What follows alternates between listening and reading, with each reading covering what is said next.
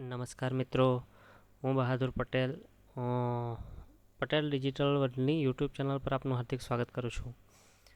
હવે આજે આપણે જે ગુજરાત અનુસૂચિત જાતિ વિકાસ નિગમ છે એમાં કેટલીક લોન માટેની યોજનાઓ ચાલી રહી છે. તો ઘણા મિત્રોને ખબર નથી હોતી કે એમાં ડોક્યુમેન્ટ શું શું જોઈએ છે, એની યોગ્યતાઓ શું શું છે, એ બધું જાણવા માટે ઘણા બધા મિત્રો દરરોજના મારી પાસે આવતા હોય છે. તો મેં નક્કી કર્યું કે એના માટે એક વિડીયો જ બનાવી દઈએ અને તેના દ્વારા મિત્રોને સંપૂર્ણપણે માહિતી પોતાના ઘરે બેઠા માહિતી લઈ શકે. બરાબર છે, તો ચાલો વિડીયો શરૂ કરીશું. હવે હાલમાં જે ગુજરાત અનુસૂચિત વિકાસ નિગમ છે એમાં 3 લોન માટેની યોજનાઓ ચાલી રહી છે. બરાબર છે, તો આપણે એક પછી એક દરેક યોજનાની સંપૂર્ણ માહિતી, મતલબ કે એમાં ડોક્યુમેન્ટ શું શું જોઈશે, એની યોગ્યતાઓ શું શું હોય છે, એ બધાની ચર્ચા કરીશું. તો ચાલો વિડીયોને શરૂ કરીએ. તો તમે મિત્રો જોઈ શકો છો કે અહીંયા 3 યોજનાઓ ચાલી રહી છે. બરાબર છે, જેમાં પ્રથમ યોજના છે સ્વરોજગારલક્ષી યોજના. તેમાં 5 લાખ સુધીની આપણે લોન માટે એપ્લાય કરી શકીએ છીએ. હવે બીજી યોજના છે કે 3 વ્હીલર માટેની, જેમાં છકડા કે એવું તો બધું આવી જાય. એમાં તમે 3 લાખ સુધી જે 3 લાખ સુધીનું અમાઉન્ટ છે એના માટે અરજી કરી શકો છો. અને ત્રીજી યોજના છે 4 વ્હીલર માટેની યોજના, જેમાં નિગમ તરફથી 15 લાખ સુધી લોન આપવામાં આવે છે. બરાબર છે, હવે એમાં પહેલી યોજનાની આપણે સંપૂર્ણ માહિતી લઈએ. તો એની માહિતી આપણે ખોલી લઈએ. એક જ મિનિટ.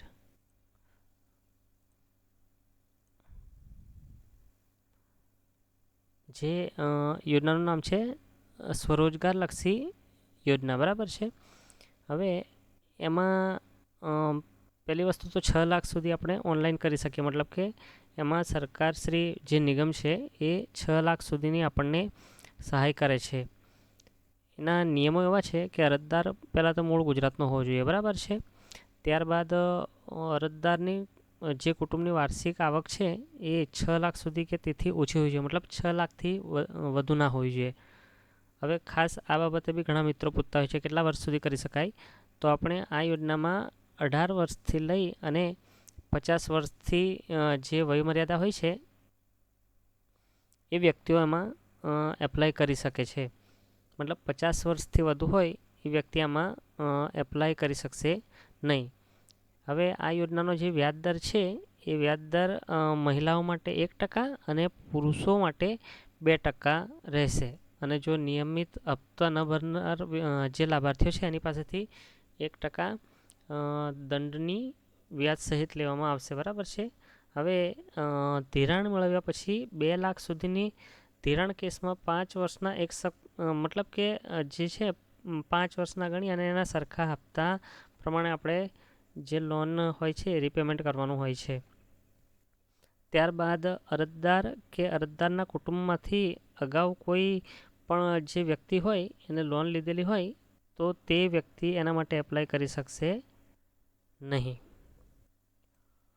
ત્યારબાદ અરજદાર કે અરજદારના કુટુંબમાં કોઈ સરકારી કે અર્ધ સરકારી મતલબ નોકરી કરતું હોય તો એવા વ્યક્તિ આના માટે એપ્લાય કરી શકશે નહીં.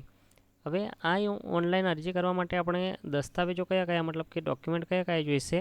તો સૌ પ્રથમ તો તમારે આધાર કાર્ડ, ઓળખનો એક પુરાવો જોઈશે. એમાં આધાર કાર્ડ છે, ચૂંટણી કાર્ડ છે, ડ્રાઇવિંગ લાઇસન્સ પણ ચાલશે અને પાન કાર્ડ પણ.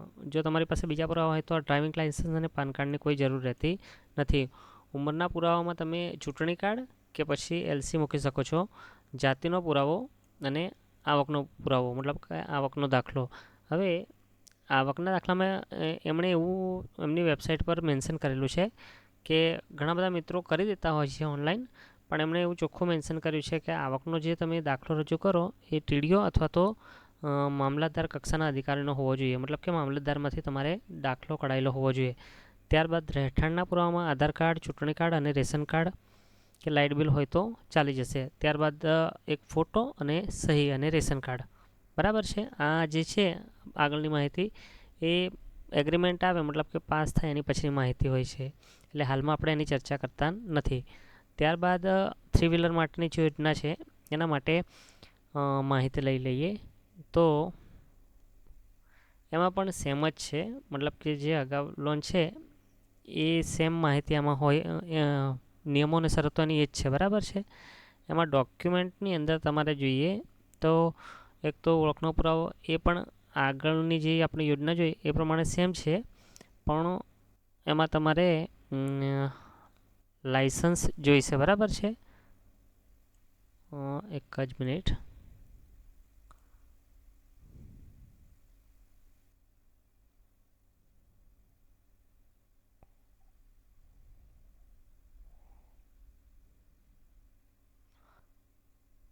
હા, જો આ તમે ચલાવતા હોય તો તમારે વાહન ચલાવવાનો અનુભવ છે કે કેમ, મતલબ કે તમારે અનુભવ હોવો જોઈએ. અને થ્રી વ્હીલર મતલબ છકડો ચલાવતા હોય તો એનું લાઇસન્સ પણ તમારે ઓનલાઈન કરવા માટે રજૂ કરવાનું રહેશે. મતલબ કે અગાઉની જે યોજના આપણે ચર્ચા કરી સ્વરોજગાર માટેની, એમાં એક નવી વસ્તુ આવશે કે તમારી પાસે ડ્રાઇવિંગ લાઇસન્સ અને જો અનુભવ વાહન ચલાવવાનો અનુભવ હોય તો તમારે એ રજૂ કરવાનો રહેશે. ત્યારબાદ આગળની યોજના જોઈ લઈએ ફોર વ્હીલર માટે, બરાબર. તો ફોર વ્હીલર માટે પણ સેમ જ ડોક્યુમેન્ટ જોઈશે. એમાં નવી વસ્તુ એ એડ થશે કે ડ્રાઇવિંગ લાઇસન્સ, બરાબર. એના માટે તમારે ફોર વ્હીલરનું ડ્રાઇવિંગ લાઇસન્સ જોઈશે.